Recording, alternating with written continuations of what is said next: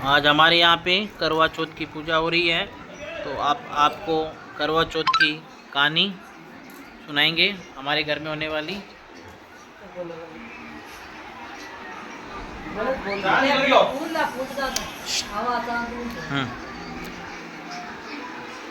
एक गांव में एक साहूकार के साथ बेटे और बेटी थी। सेठानी ने सातों बहुएं और बेटी सहित कार्तिक कृष्णा चौथ को करवा चौथ का व्रत किया।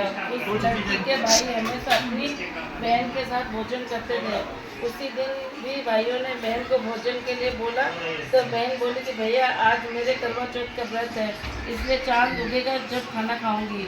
भाइयों ने सोचा कि बहन भूखी रहेगी, इसलिए एक भाई ने दिया लिया और एक भाई ने चलनी लेकर पहाड़ी पर चढ़ गए। दिया जलाकर चांदनी से ढककर कहा कि बहन ने भाभियों से आकर कहा कि भाभी चांद देख लो।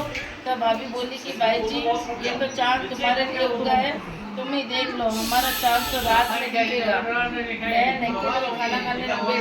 पहले कौवे में बाल आया, दूसरा कौवे खाने लगी तो उस ससुराल ने बुलाया आ गया, जवाई राजा बहुत बीमार है, तो बहू को जल्दी भेजो। माँ ने जैसे ही कपड़े निकालने के लिए बक्सा खोला, 3 बार ही कभी सफ़ेद कभी काला कभी नीले कपड़े ही हाथ में आए।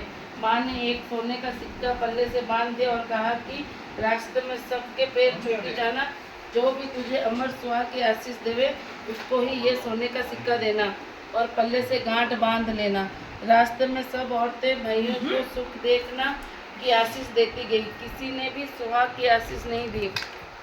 ससुराल के दरवाजे पर पहुंचने पर पलने में सोती हुई जेठूती झूल रही थी। उसके पैर छूने लगी तो वह बोली कि सील हो, सपूती हो, 7 पुत्रों की माँ हो।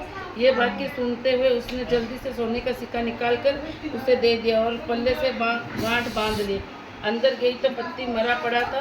बहू ने अपने मरे हुए पति को जलाने के लिए नहीं ले जाने दिया और बोली कि मेरे लिए एक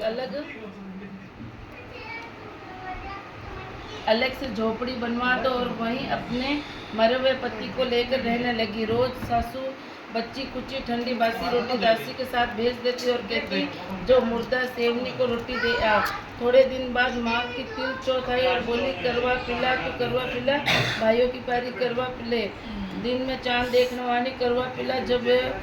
जब आप बोली कि है चौथ माता मेरा उजड़ा हुआ सुहाग दो, आपको ही बनाना पड़ेगा, मेरे पति को जिंदा ही करना पड़ेगा, मुझे मेरी गलती का पछतावा है, मैं आपसे माफ़ी मांगती हूँ। तब चौथ माता